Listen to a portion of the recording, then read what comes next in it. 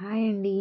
నోటికి కారంగా తినాలనిపించినప్పుడు ఇలా దోసకాయతో పచ్చడి చేసుకొని తినండి.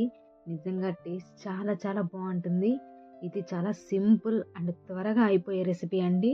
దీనికోసం బాగా పచ్చిగా ఉన్న ఒక దోసకాయని తీసుకోండి. చేదు ఉందో లేదో చూసుకొని చిన్న చిన్న ముక్కలుగా కట్ చేసుకోవాలండి. ఈ పచ్చడి కోసం దోసకాయ చెక్కు తీసుకోవాల్సిన అవసరం లేదండి. చూడండి, ఇలా చిన్న చిన్న ముక్కలుగా కట్ చేసుకొని పక్కన పెట్టుకుందాం. ఇప్పుడు ఒక చిన్న రోల్ తీసుకొని అందులో 5-6 వరకు పచ్చిమిర్చి వేసుకోవాలండి. స్పైసీని ఎక్కువ ఇష్టపడే వాళ్ళైతే ఇంకో 2 పచ్చిమిర్చి ఎక్స్ట్రా వేసుకోవచ్చండి. చూడండి, ఇలా కచ్చా పచ్చాగా దంచుకోవాలండి.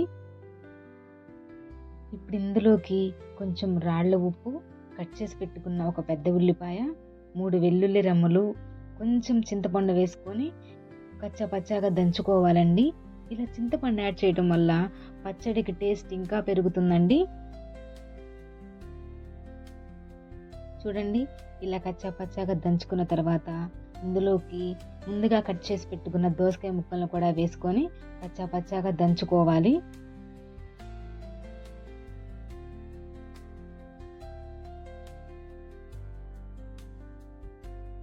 చూడండి, చాలా సింపుల్గా త్వరగా అయిపోయే దోసకాయ పచ్చడి టేస్ట్ అయితే చాలా బాగుంటుందండి.